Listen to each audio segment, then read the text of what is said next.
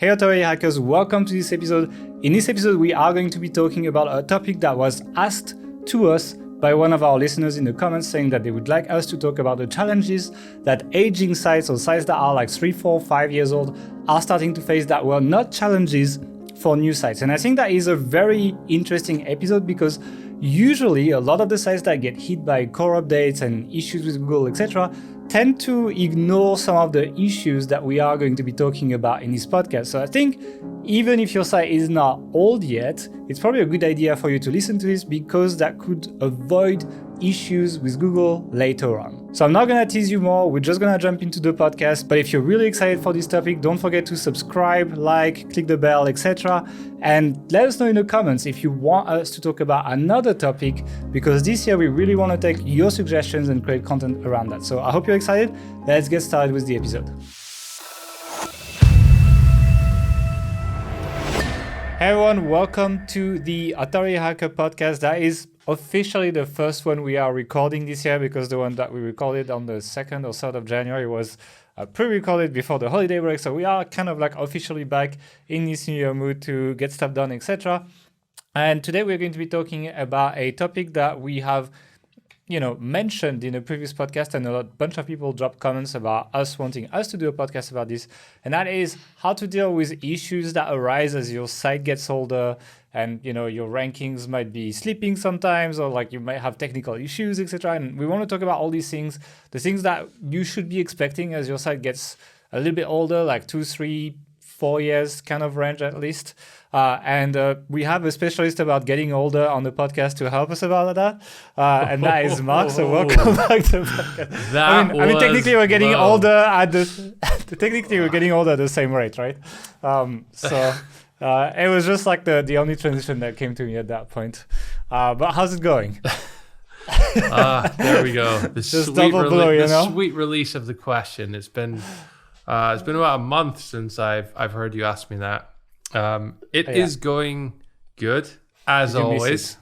One interesting sort of podcasty related thing is I finally decided that I want to do something with that, i.e. the background behind me, because it looks kind of shit.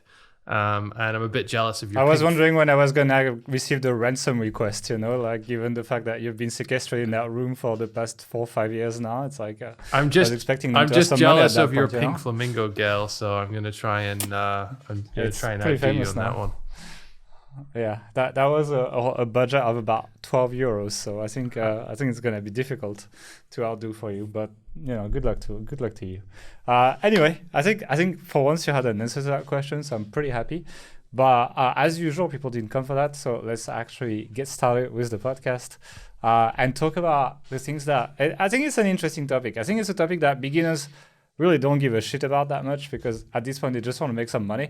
But once you start making money, you don't only worry about making more money. You worry about keeping making the money that you're making and not losing your income. And a lot of the things we're going to talk about are things that can, do these things. And I think a lot of the things we're going to talk about, they're things that usually the sites that get hit by, these core updates where we don't really know what they are, etc. They're the kind of things that have been slipping for these kind of sites. And so I think if you want to do a good job at protecting yourself from core updates, I'm not saying that this is a foolproof guarantee you will not get hit, but I would say very often when you look at sites that have been hit quite hard by these updates, one or several of these things we're going to talk about in this episode are things that haven't been taken care of. And we have been guilty of that on several sites. I'm not saying that, we're so great, look at us, etc.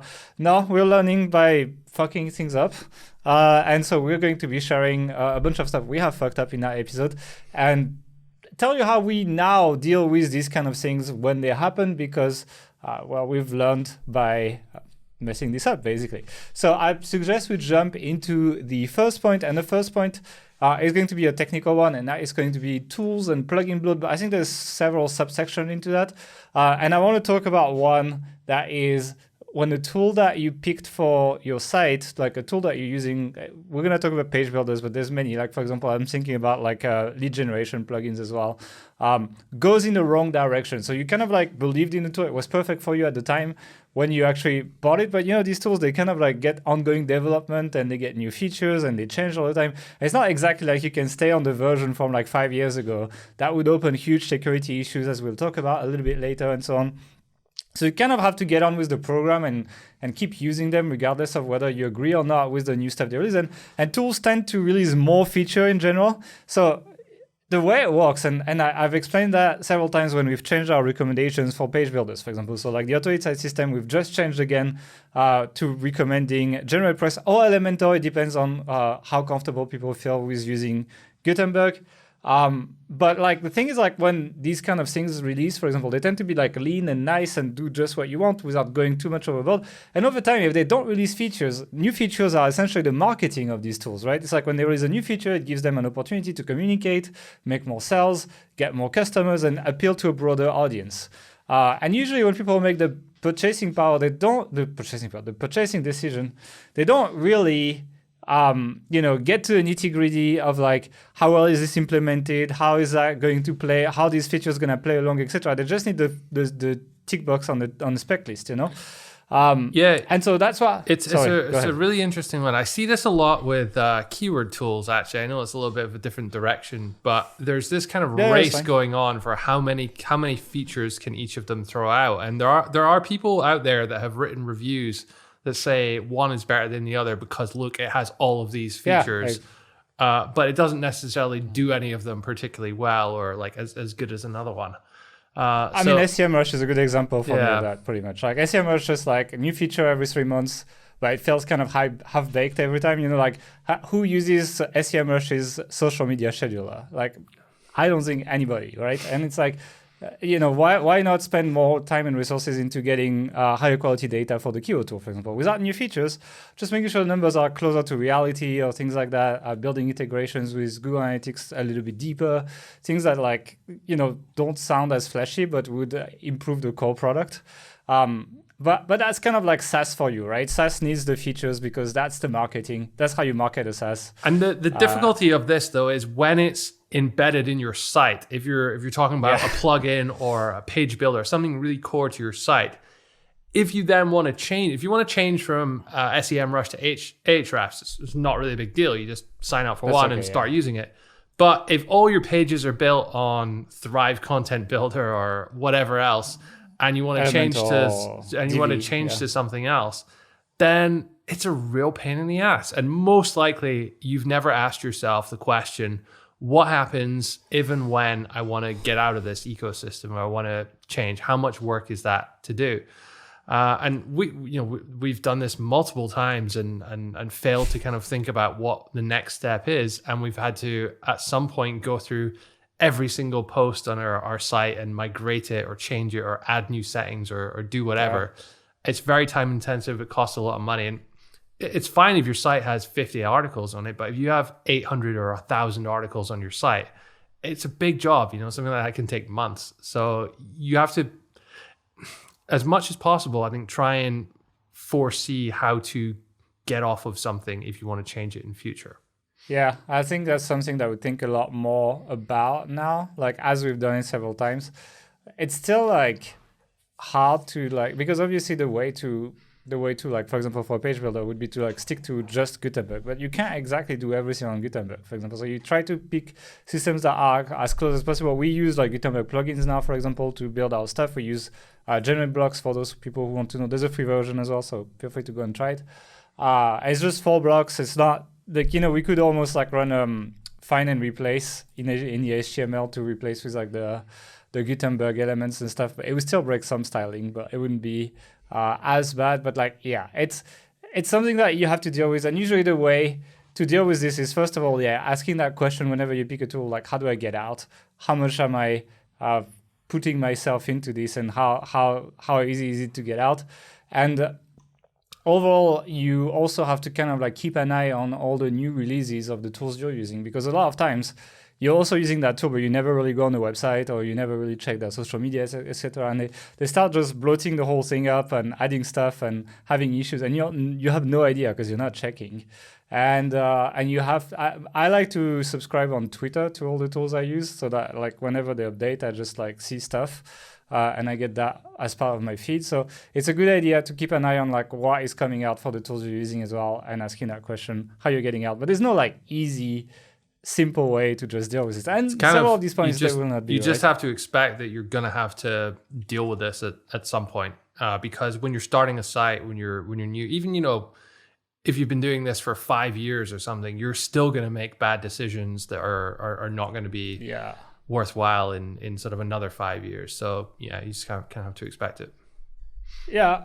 It's basically, you're gonna have to deal with it and try to stay as close to stock, WordPress or whatever as you're using. Usually that is the answer to like, how do I get this out of this easily, is to keep things simple, even if sometimes it costs you features. That sometimes you need to be willing to make that trade-off. Before I was running after the features all the time. Now I'm kind of like, well, like simplicity really is where it's at most of the time. Yeah, I think people will see that on the new Authority Hacker site when it comes out, actually. We're doing a podcast as well because we're redoing the Authority Hacker site right now. Not from scratch, but a lot of stuff is being redone. And that's it. But another offender here is tools you no longer use. So there are tools.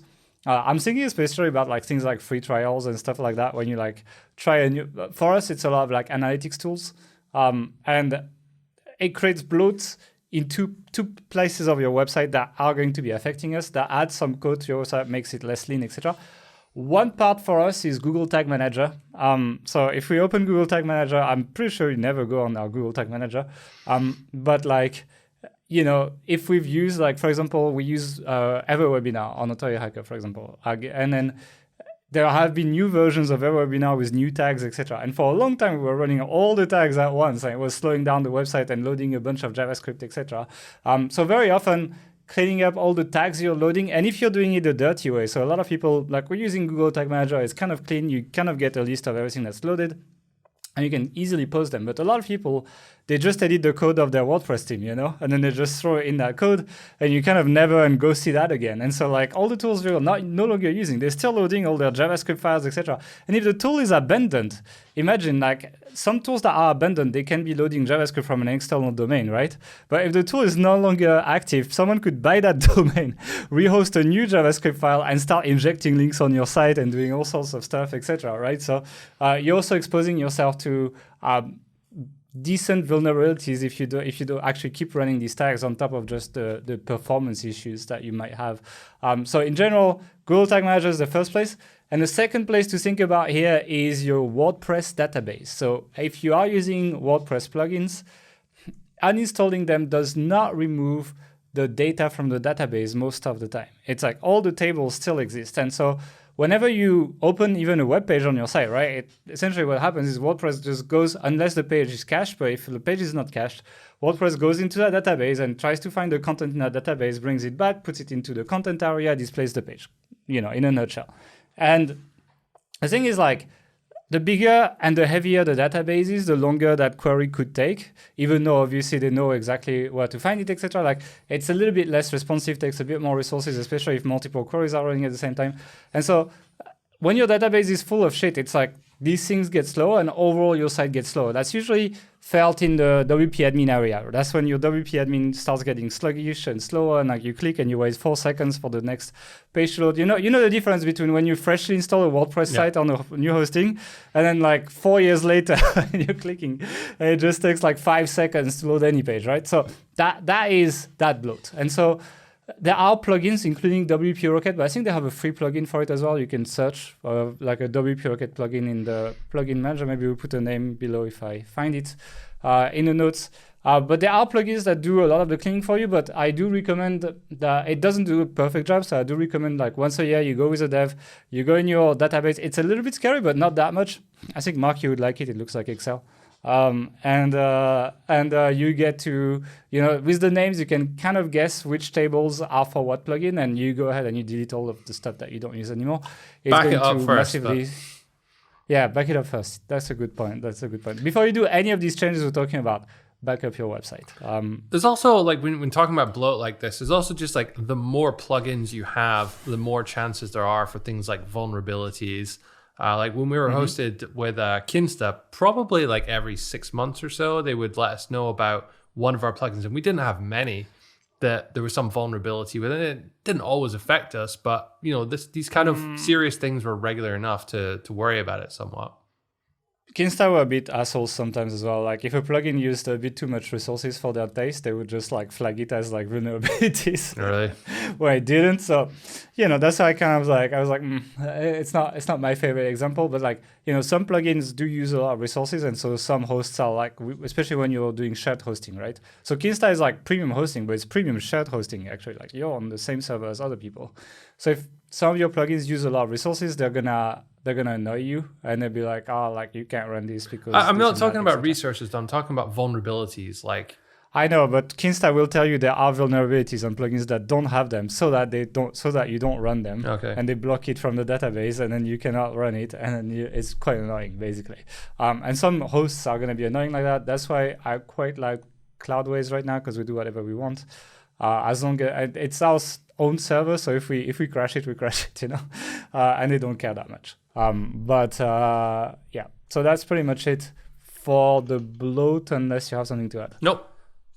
Okay, let's just jump onto the next point, which is going to be talking about outdated content. Do you want to start with that? Yeah, so I want to start with you're talking about search intent, because this is probably the thing which changes the most. Even if you do a really, really good job of writing an article, we've seen many examples. Even very, very recently, there was one. I'm not going to share it. Maybe we share the older one with how to make money blogging. Yeah. And it was like you wrote. We shared it several times. Yeah, you wrote a really good post about like how much money bloggers make. You did all sorts of research, pulled out stats. With the income reports. Yeah, it was good. But then, and it ranked for a while, but then it didn't, because the search intent changed. And then, in this day and age, when everybody tends to write a very similar piece of content structured in a similar way, if you're not doing that, then 9 times out of 10, you're not going to be doing so well on the SERP. So identifying those as they happen, I think it's a really important thing to do, and it gets difficult, right? If you have to manage 100 pages and keep track of that, that's doable. If you have to manage 500 or 1,000, plus you're creating products and doing link building and doing all this other stuff, it's hard. We've had a lot of success in the last couple of years with an employee who kind of manages SEO from that perspective. And a big part of what she does is just tracks shit and cares about it and tries to fight for every ranking. Having someone who's invested in that is it's so worthwhile when your site gets to a certain point, at least. Yeah. I mean, you could tell, you can tell on our sites when that shift happened, where it wasn't me taking care of this anymore. It's I was doing a million other things. I was never looking at it. And it's I'd be I'll just write another post. And it's now she really fights. And yeah, we do keep our rankings for a lot longer because of that. So it happens. Another thing that she takes care of, actually, is when competitors have outdone you as well. And I think the easiest example is list posts. Very, very frequently, for a given term that is, where the search intent is a list post, which is pretty frequent these days, like bedroom decoration ideas, for example, is going to be a list post for sure. You probably ranked 2-3 years ago with 10 ideas or something in that blog post. I would be hard pressed to, I didn't Google it, but I wouldn't be surprised if now it's probably in the 50s or something, and you have to basically, when you have a higher number of items in a list post, you can put that in your title tag. And when there's a higher number, people tend to click more, which increases the click-through rate, which in turn shows Google people like the post more, which in turn makes Google ranks them higher, which naturally makes the tendency for posts with more list items to rank higher. It's kind of working that way. Same with if you have more list items, you can do skyscraper. Because you have more list items, you can justify your better. In general, for these posts, it's always a competition. And very often you had that top 10 that was ranking number 1 for 3 years. and then you haven't looked at it, and you like kind of re-Google the query, and you realize you're number 8, and that the top 5 are like all top 50 lists or something like this, and that's something that you need to work on. Usually like that is what would trigger a light rework of a post for me. So like if the search intent has changed, my fix would be, well, you kind of have to rewrite it. If you're not matching the search intent, there's just no way. Yeah. But it's still more valuable to rewrite a post like that than to create a new post usually, because these URLs have links, they have age, they have internal links, they have all of that. So you're more likely to get faster results rewriting that post than like just going to create a new page, unless that page historically was not making you a lot of money, lots of conversions, whatever, then maybe just drop it. But if like it's a listing, for example, then that's what triggers what I would call like a light revamp. So you don't have to rewrite new stuff. You just have to like add more stuff to the post. Add more list points or something. Yeah. And or like, maybe everyone now has diagrams and graphics, and you go and work with an illustrator to add these extra. Like you just go and like match what is ranking and adapt. So that, like when you rework posts, there's like the light one where you don't throw away what you did before and you just add to it, and /re-edit and update your information maybe. And then there's the complete redo over, where usually that is triggered by search intent. So these things are important. And the thing is like it's interesting because when your site ages, which is kind of the topic of that podcast, when you start a new site, it's all about creating new content. You don't really have to worry about this. And then slowly this stuff creeps up, and it's kind of like competing against creating new content. And I think that's one of the big challenges of growth of content on this aging site, is like kind of like deciding what to do, etc. And go ahead. I think it's balancing creating new content and deciding which of the various options to do with the others. Generally, your first 100 articles, you're not updating much content. You sometimes 150, 200 articles, depending on how quickly you do it. You're just in this like new content, new post mode, give a writer a keyword, work on it, do all that stuff. You have no processes for, first of all, tracking or auditing like what's going on, making decisions about when you need to cut posts or redo them, revamp them. And even little things like you probably pay your writer per word, but how do you pay them per word if they're adding sections here, but then they're removing other sections? It's like it gets, it's not just that, it's the research is often just as much as writing an article. So like, would you pay them or a lot more? Like, So it gets a bit different. Editors, like, again, do they go through the whole thing or just the new bit? It gets a bit messy. So you're probably not so well set up as a company, as an organization, to like handle those kind of things. But more and more as you grow, like a significant percentage of your content creation starts to become rework, update, revamp type stuff instead. Up to the point where it's most of it eventually, Yeah, I mean, the top sites are going to be, they've already covered most of the content in their niche, so they're going to be doing this. And the thing is, once you create a piece of content, you do really well, you're ranking number 1, you're kind of giving away the template for what you need to do to rank to everyone else who can just search for it as well. So inevitably, competitors will come along and start imitating what you're doing, using your content structure, using the same examples and all sorts of like semi-dodgy stuff to try and imitate what you're doing. And occasionally they'll beat you and you'll have to kind of look, oh, well, what are they doing? And so this kind of war starts to brew from there. One thing I would say, if you're in the early stages of your site, you don't need to think too much about this at the moment. But what is really helpful is just tracking everything, like having a list of all the posts you have on your site. It sounds simple, like, oh yeah, I can just go into WP admin, see the post there, but have it in a Google Sheet so you can kind of like work with it and do proper content audits and see where, like, how much content you have in each category, and cross-reference data from your analytics or your rank tracker and make these decisions, or just keep track of things and organize things. Makes it much easier to then start transitioning to the mode when you're kind of editing content rather than just always creating new content. Yeah. The thing as well is, like, I always, like, when I talk to like advanced marketers or people with big sites, I always bring up that, like, how do you revamp your content? Because I think like writing content it's not very difficult. But like, how do you re-edit your content? I think it's a much more interesting question. And I would say 80% of the time, the answer that comes back to me is like, well, it's so case by case for each page that we just commission the writers to rewrite the article.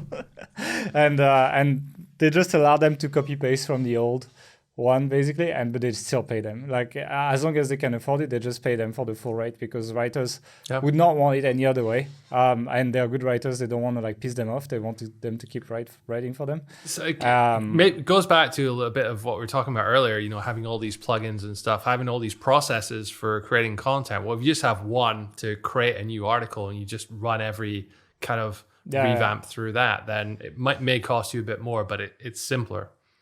It's not just that. It's like they make more money from revamped articles than they make from new articles. Like new articles, you know, unless you're like a big author, if you're like the R60, 70 plus, then you start really like ranking for like medium compilation keywords without really doing anything. You post them 2 weeks later, you're ranking.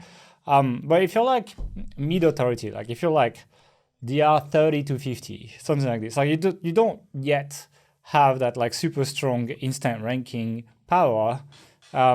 So like these, you do get like quick results from revamping pages that already have links, that already have all of that.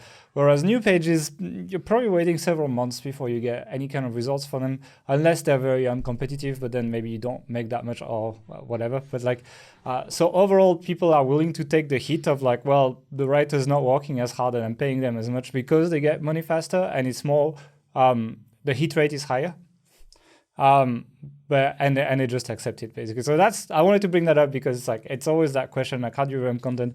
It's very hard to teach that as well. Like we don't really have that in the courses actually. That's something that we should cover at some point. But I think that it's something that basically most advanced people just pay for and pay like it was a new article. Anything to add again on the content part of it? No, let's move on. Let's maybe talk about design and UX and all that stuff because, well, we've just been redesigning I wouldn't say completely redesigning. It's not live yet. The Authority Hacker site, but it'll look a little bit different. It'll still feel the same, but the brand is the same. I remember when our old site first came out, I looked at it and think, oh wow, that looks amazing. And now I look at it and I think, oh, that looks a bit shit, to be honest. And now I'm looking at the new design and I'm thinking, oh, wow. Would you say your taste improved? Oh, wow, that looks amazing. I'm thinking, am I going to look back at this in a couple of years and think it looks terrible as well? Probably, right? Because your design taste changes, the world moves on, like standards and quality of what you can do. Design standards are changing a lot. I mean, look at like, you know, Android or iOS 5 years ago versus now, for example. And it's like, a lot of things have changed. Like we're a lot more minimalist in our design now. Before we had a lot of like shadows everywhere and things like that. Like, and in general, like there's like 3, 4, 5 software /UX that we use that kind of like influence everyone else in design. So I would say that's your operating system, that's your browser, and that's like Google and YouTube and Instagram and Facebook, and like the direction they go, usually like the rest of the internet follows, and that's kind of like the expected standard. So when these 5 interfaces upgrade in quality and become nicer, it kind of like everything else becomes shit unless you kind of like catch up to them, and so that's what's been happening. All these things that I've mentioned have improved in design over time, have changed, and have followed in general like a more minimalist direction as well. And so like, it's the design. It's like, it's one of these things where it's like, you know, you could rank with a terrible design site, but it's going to be harder to convert people if you're trying to sell them on stuff. It's going to be harder to get their emails if you're trying to build an email list. I think the only thing that will not be as affected as much is probably ads. Provided there's enough ads above the fold, usually that's kind of what determines how much money you make. But for everything else with a website, if your website is not trustworthy, it's kind of hard to get people to take action. And design does lend you some links as well. For example, when you do outreach for link building and so on, if your site looks cool and so on, that will lend you more links, which over time gives you a small competitive advantage that compounds and makes you do better. So I would say that most websites need to be redesigned every 4 to 5 years, usually. I would say that's kind of like at the most. Yeah, I mean, it depends on like what niche you're in, etc. Like I'm telling you, some niches sites haven't been redesigned for 20 years, right? If you go in, like for example, I was checking the jewelry niche. There is some like niche sites in there. Like there's some decent affiliate programs in there. Actually, I was checking it out. But there's also some absolute terrible sites still loading frames and stuff. It's just terrible. So it depends on the niche, but usually the more competitive, the more you're gonna have to have modern design extra. It's not hard to do. It's just that usually it means upgrading your tech as well. It means doing all the stuff that we talked about before and so on. It means figuring out someone to either do it for you or do it yourself, spending hundreds of hours like rechecking everything, making sure everything's translated properly. You're not missing anything. You're not breaking anything in the transfer. But that is something that, yeah, for me, 4 to 5 years is about the lifetime of a design for a website these days. More than that, and it's starting to push it a bit. Anything else you want to say on design? Because I don't have much else to say. It was just a small point. No. Okay. I want to talk about site structure. I think site structure issues rarely show in brand new sites. You know, when you start a brand new site, you have kind of an idea, and you know probably, like when we plan a new site, I usually put like 100 to 200 pages planned on the structure, you know, before we even write them, so that we kind of have an idea where things are going, which hubs are going to be built, etc. But the interesting part is what comes after. Like what after you've reached that point. Sometimes you don't put the content in the right place. You don't necessarily build your category properly. You know, like you kind of like start ordering your content from writers, or you try something random and it just works, and you start ordering 20 articles on a topic where you didn't really build a section of your site for it. You didn't build a post type for it. If you're doing hard silos, especially, that can be biting you in the ass quite hard. And so very often reorganizing your content is something that you do when sites age, and that's where soft silos are quite nice, because since basically a hard silo, just to explain, is when you have the folder where the page is in a URL, right? So you have like, I don't know, we don't have it on AutoHacker, but you would have like autohacker.com/SEO/featured snippets, for example. But if you wanted to move featured snippets to blogging for whatever reason, that would be a terrible idea. But let's say you wanted to do that, then it would change that URL if you recategorize. So that kind of like, and if you change the URL, then that means the links that were pointing to the old URL are not pointing to a new one. You need to do a serial one redirect. It's a bit messy, etc.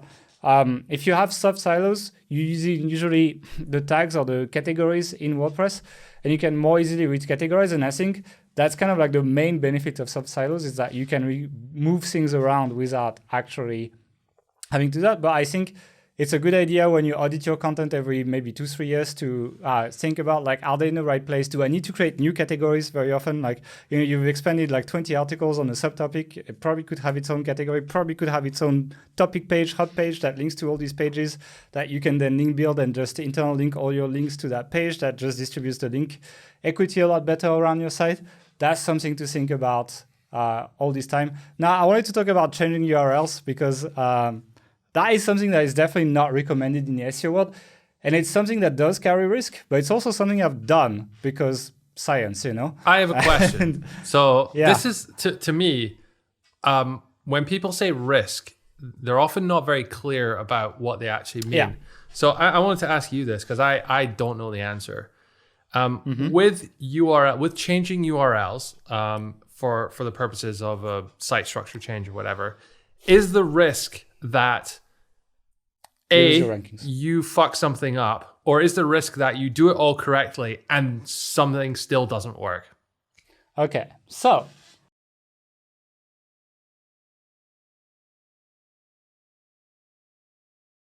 historically, Google has been pretty shit at handling moving pages. You're like, in a sense that like they would pass on the link equity, etc., but like literally the same content on the same domain on a different URL with everything properly redirected would land you in lower rankings than you were originally, right? Like maybe you were ranking number 3 and you do all this stuff and you're ranking number 7, like typical of what would happen. My personal belief around that is that Google has fixed a lot of that crap when they forced HTTPS on people. Because when they were like, guys, you need an HTTPS, you need to have a SSL certificate on your site. You changed all the URLs on your site. As far as I'm concerned, it's a different URL, and all these rules of moving things have applied, right? And yet, I challenge you to find people that will now have that story of like, I've installed an SSL certificate and lost rankings. That doesn't really happen anymore, right? And I haven't done it like 50 times or something, but I've done it like maybe those 5-6 times since then on like specific posts. Like typical, like I went in WordPress, I changed the slug, right? It's like typical what you should not do on pages that ranked.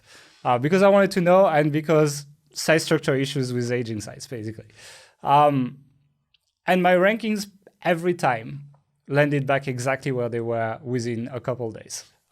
So my personal belief from my limited experience trying things on our sites and just looking at what happens is that it's not really an issue anymore, but it has been an issue since the beginning of SEO until more or less, in my opinion, when SSL certificates became standard because everyone had to change all their URLs. And so Google, I was like, well, if we need to push that stuff on people, we probably need to handle redirects properly. So therefore, what you're saying is the risk now is that is lower than it used to be. People are either going, the main risk is that people are going to not know exactly what they're going to do and not everything they need to change, or they're going to know that, but execute it badly or miss something.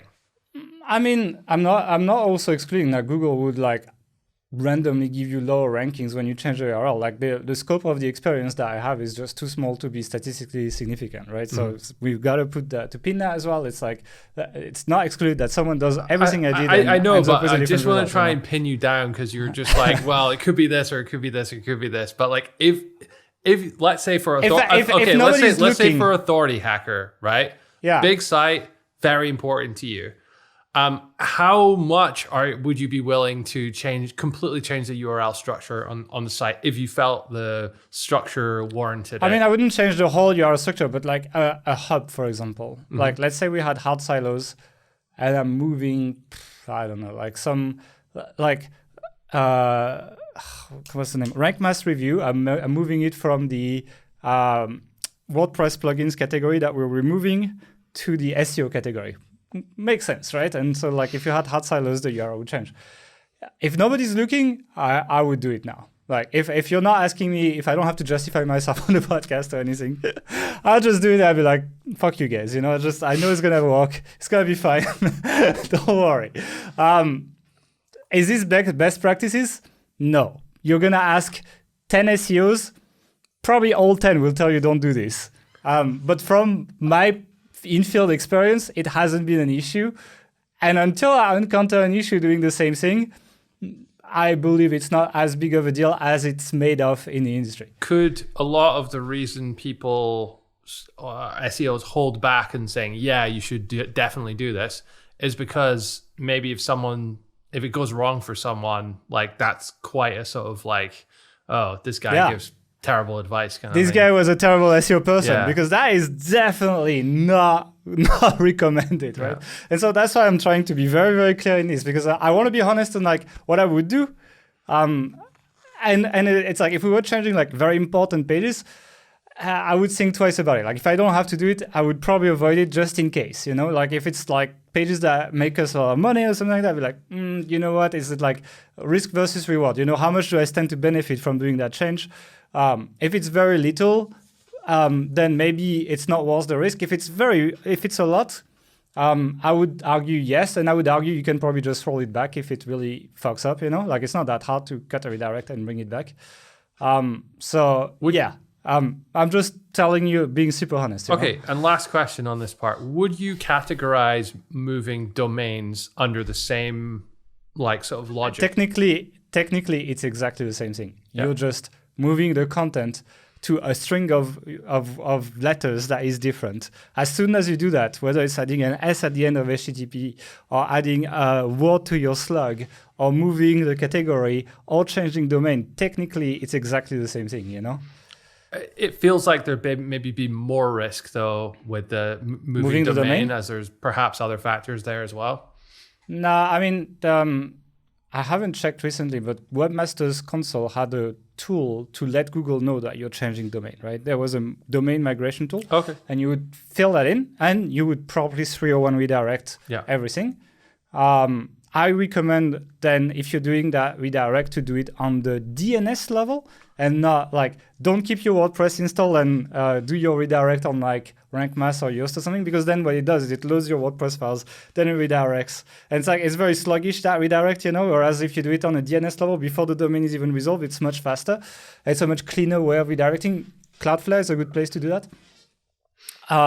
So if you do your redirects properly, that take the least amount of resources to redirect the traffic, etc., so it doesn't eat your crawl budget if people are hitting the old URLs, etc.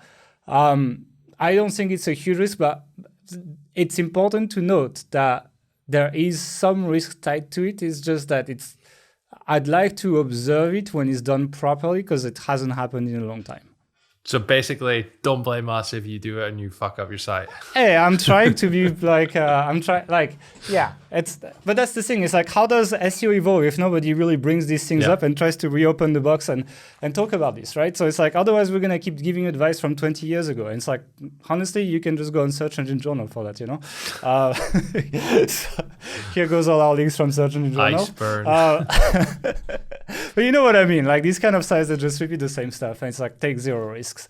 No, like if I give you my in-field experience, it's not really an issue anymore, but it needs to be done technically properly, and you should be fine, but I don't have thousands of experiments behind to back this up. So I'm warning people that there's still an inherent risk that I haven't observed in a long time. Yep.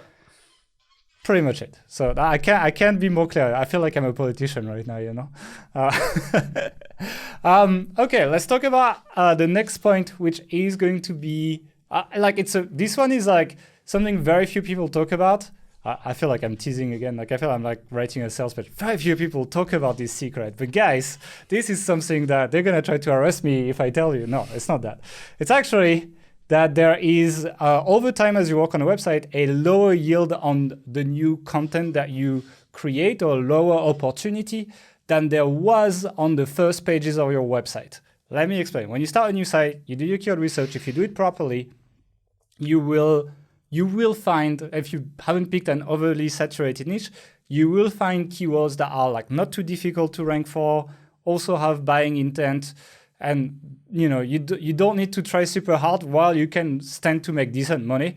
But as you grow your site, you've written 500, 600, 700 pages on your site, you do run out of these optimal keywords, and then over time, you either have to accept higher competition for the next keywords you're writing for, or you have to accept things like lower buying intent, right? And so like the opportunity of each of the marginal piece of content is reducing over time, basically. That's a reality that has happened to us. And so, for example, for us, it led us to sell some sites.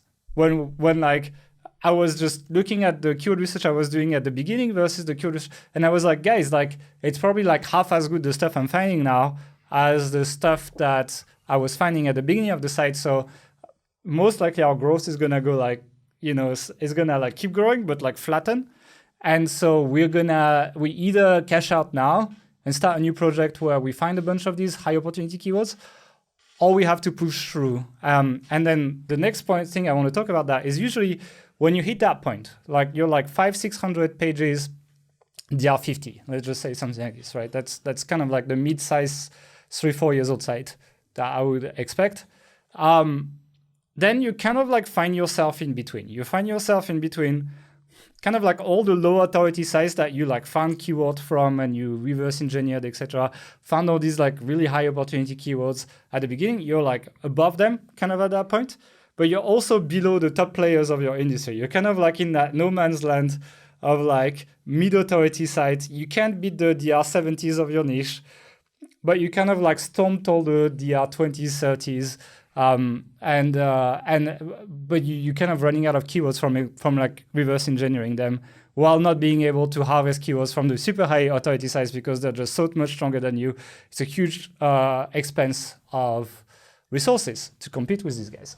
And so that is a real challenge of like a site that is getting older but is not on top of its industry, which is the case of most people, I would say. And I mean, I will disappoint people. There's no like perfect solution to this. one of the solutions I have is expand your monetization methods. Usually the opportunity comes with monetization methods. So if you haven't done advertising yet, for example, probably a good time to explore that. And then you can write about all these easier info keywords and like re-add some opportunity to the content that you're creating, which if you're creating info content, hopefully yields some links as well, which helps you catch up with the bigger sites. I like also like getting into other monetization methods like selling products, info product, that kind of stuff. Like so that again you can monetize different types of content. I think also just like the amount you make when you own the product, there's quite a big jump. So much more, in there, right? So yeah, sometimes you can't progress in traffic, but you can progress in how much you make with your traffic, and that kind of like keeps that growth of revenue going, even though your analytics might flatten a bit because you're hitting that kind of like mid-sized plateau, you know? Yeah, I agree with that. And there's a degree of perseverance to that. That plateauing effect is pretty common when you grow sites. Like not everyone just, most people don't just go like on a straight line up, you know? There is like plateauing times, and usually that time when, as I said, you've stomped the small sites, but you're below the big sites is probably like the longest plateau that you'll hit. You still grow, but you know, it's like when you're at like 1,000 visits per month, or like 1,000 visits per day even, let's say, adding an extra 1,000 is like, it's massive, it doubles. But when you're at 10,000, you add 1,000, it's plus 10%. It's not going to feel nearly as much of a growth. And mentally, it's going to feel a little bit more difficult. You'll be like, oh, it's not as exciting as it was. I'm not growing as much. That's actually a really important thing. I think it's worth talking about, because as site owners, we're entrepreneurs. We're thinking about, we get excited by growth, right? And so when we have a brand new site and it gets plus 100 visits a day, it's so cool. Like it's exciting. We're seeing all this like growth, but then you know, you have a site that gets 10,000 visits a month and you get 100 plus 100 per day, and you're like, you don't even notice it, right? And you hit this maturity phase with your site where you're not seeing that 50%, 200%, 1,000% year-on-year growth that you were in the beginning. And something changes, right? You get a little bit less excited about it, even though you get quite accustomed to the performance of it and the success of it, and you lose a bit of kind of dynamism around it. So I think it's important to expect that to occur, and also just to kind of like, I guess, keep yourself a little bit grounded with some of that. Yeah. I mean, everything becomes a job eventually, right? Even the most exciting thing, etc. Like, I know we shouldn't say that when we sell that kind of training, but it is true, right? It's like I enjoy what we do, but it's not exactly like I'm like extremely excited every single morning, etc. Like we do a lot of like maintenance work and things like that. It's like, it's interesting. I would not trade that for a job or anything like that ever, but like, you normalize everything eventually. Yeah. And so it's as much a battle in terms of like opportunity for your keywords, where we started on that point, as it is a mental battle on like accepting that things can't double every month. And it's something that you're going to have to accept, because whether or not you do, it's the same anyway. So that's pretty much it. But like, I started on the low opportunity. That is a thing. And I think you're going to have that period for most sites where if you want to catch up with the big sites, you're going to have to like, stick to it for a few more years of like, slow, like growth that feels more regular, less exciting, to eventually get to like this DR 70, 80 of the big guys and actually be like, able to compete for the biggest keywords in your industry. Then it becomes exciting again. Like there's kind of like that thing where you like have that fast growth at the beginning, you stomp all the small sites, you kind of have the purgatory of the mid-size website, and you kind of like get to a point where you get the authority to start competing on the huge keywords in your niche, and it becomes really interesting again. And so that curve, it's something to deal with, and it's something you have to pass through, but you also can work on other parts like the monetization to kind of make up for maybe the slower percentage growth of your traffic. So that's pretty much it. I'll let you take the next one about toxic links. Okay, so I want to talk about links now. This is something which has come up a few times. Newer site owners have looked at their Ahrefs and seen some links that they didn't build in there that look kind of spammy, and thinking, oh my God, is this a negative SEO attack? I need to disavow it immediately. Or just kind of not been sure what to do. When you have an aged site, an established site, you get hundreds of thousands of visitors a month or a year. You're gonna attract a metric shit ton of horrendous links. I've got one example here. I'll put it on the screen now. This is just. Is it safe for work? Yeah. So do you remember when I did a live stream and like I clicked on a random link, I opened some like random porn stuff when I was doing live keyword research? I don't know, but that's actually somewhere on our YouTube channel if you want to go back and find that and see that moment. Anyway, this is an example of when I found this on Ahrefs. If you look in backlinks, you can just order by date, and this was one of the most recent ones. So we get sites like this all the time linking to us. I'm not really 100% sure what their angle is, but it's some kind of like automated or automatically generated / scraped content, and there'll be a few links in there here and there. Maybe they're linking to us because we're one of the like legitimate sites that they're linking out to try and mask the dodgy site that they're trying to push or something. I don't know. This stuff happens all the time. My advice is don't worry about it. Don't even think about it. Just ignore it. I think Google does such a good job these days of ignoring shit like this because every site has it that you don't need to go and disavow it. Back in the day, I would have said, yeah, definitely go in and disavow it. Some SEOs argued you should do it though. Like I think some SEOs argue that, and I think John Mueller was like, oh, it's a good thing to disavow bad things. I mean, John Mueller, you can literally find him on record saying anything anyway, but yeah, I'm sure he said the opposite at some point. Yeah. But like from Google's perspective, I understand why, because the more people they're saying, oh, we think these are bad links, there's like tons of useful data for them. So sure. And, if you've had a penalty or any kind of like serious event happen to your site, then it's something you should absolutely look at. But day-to-day operations, I don't think you need to actually like do anything with it. The most annoying thing really is how much it kind of fills up your Ahrefs report. So you kind of, it's a little bit difficult to filter out or you can disavow links in Ahrefs. Yeah. So you can hide them actually, so you can upload. Actually, it's even better than that. You can select links in your link report, click disavow, and it generates the text file you can submit to Google if you want. It's actually quite handy if you want to disavow. But I agree with Mark, most of the time I wouldn't bother too much. The issue... There's also the thing... Yeah, go ahead. The real issue, though, is that when your site gets to a certain size, you're getting dozens of these every day. Managing that or like going through and deciding, is this legit or is this not? Because there are some borderline cases when you're genuinely not that sure. Then it becomes very expensive or very time consuming. Yeah, I agree. There's also these shitty keyword tools that link to you. Oh, yeah, and they're the worst. But they do that to try to make sales, right? They do that so that you go check their website from Ahrefs and they try to sell you stuff. But if you're already on Ahrefs, why would you buy the shitty keyword tool? I don't get it, whatever. But yeah, so that happens. The next one is also yours, actually. Yeah, so the next one related to links is link loss. And so when we're starting a new site, we're always thinking about, we need to build links, we need to grow our DR, all that kind of stuff. But over time, as some of the things that we talked about in this podcast happen to other sites, they're updating their content. Of course, they're not going to be looking, we need to keep authority hackers link in there. Otherwise, they're not going to like us or something. They're just going to go ahead and steamroll through that and remove it. So you'll have a bit of attrition. Sites will go down, they'll get bought over, merged into each other, 301'd. Forget to pay the hosting bill, insert any number of reasons above. It happens. I don't think it's too much to worry about. If you have a page that's tanked recently, you can look at links you've lost, and Ahrefs is a good way to do that as well. Where it's, I guess, most concerning or most important to keep an eye on is links you've been doing through outreach. So that's why I always advocate in all of our link building courses, like keep this master database of all the links you've built. And especially if you're doing paid links, the ones you've paid for, because it doesn't happen that often, but there are a number of people who will, a month later, 2 months later, somehow remove your link accidentally, of course. So just keep an eye. Yeah, just keep an eye on this. And sometimes it is a genuine mistake, to be fair. Especially when you have multiple people working on the site.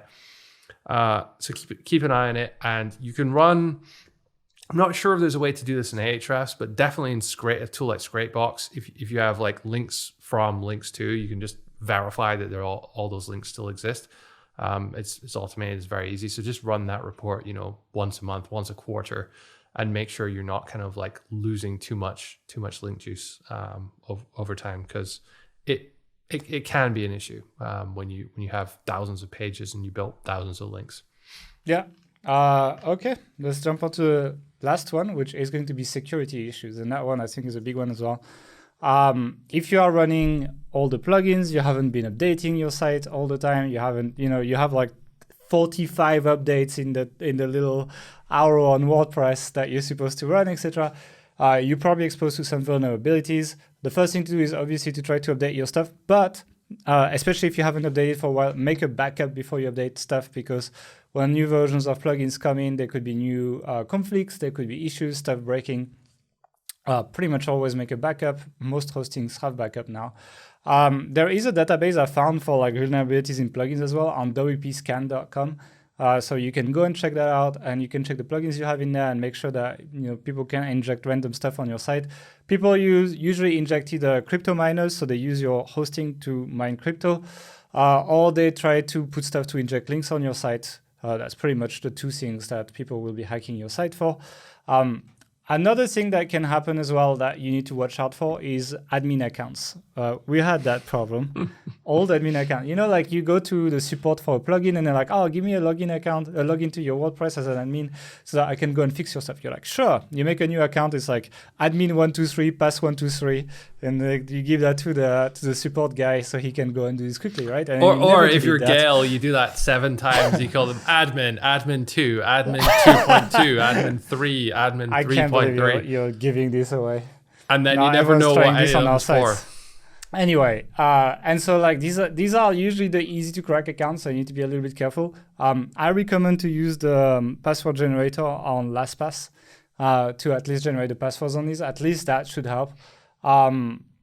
There is also a lot of base WordPress issues like login spam, etc. that you need to look at. The two places that I like to look for in terms of like malware injections, issues, etc. is first of all, Webmaster's Console will actually have notifications. So make sure if you don't log in very often, go and check it out and check that there's no like malware and hacking notifications, because these happen. And Securi, which is a paid service, but does a really good job at not only finding malware on your site, but removing it. Happened to us several times, like we got random injections, couldn't find it, etc. And usually paying Securi's yearly plan was cheaper than paying a developer to actually find a problem and remove it. And it's been successful every single time we used it. So I recommend personally, if your site's making good money, it's probably a good investment to buy this Securi thing. Usually buy it after you had your first issue. So like you had a notification of Webmaster's Console, or you've been made aware that there is an issue on the site, like your site is randomly redirecting to porn or something. That happens. That's when you bring Securi in. Don't really pay for it before. And do a yearly audit of your accounts on your site. And make sure you run updates at least like 3-4 times a year while backing up before. And that should handle most of the security issues if you have like good passwords, that kind of stuff. One thing that we need to do on our sites, by the way, is 2-factor authentication to log on WordPress. That is something that I would like to implement this year. And there is a lot of free plugins that do that now. I will make a recommendation once I've actually tried all of them and picked one. So for now, I'm not making one, but I know it's pretty easy to do. So that's basically it for security. And that's basically it for this podcast. Any final word of wisdom, given your specialty in aging? I guess wisdom comes with it now. Where did this come from? Like this? I don't know. I'm just going with the theme of the podcast. This is actually the first time in my life when someone's like someone else has said like, oh, you're getting old or you're old. Like, is this how it starts? I think it's just how I feel about it. Then I project it on you. So that's why. Must be. It's my inner insecurities, really. So any final words, anyway? No. All right, well, thank you for that. If you enjoyed this podcast, don't forget to subscribe, drop us a comment, and tell us what else you want us to cover in the podcast this year. We are going to be doing podcasts every 2 weeks. This podcast is a result of someone's ideas in the comments that said, we really want you to do this podcast. If you want us to do more podcasts and have specific topics you want us to cover, let us know in the comments on YouTube. Now, thank you for listening, and we'll see you in 2 weeks. Bye.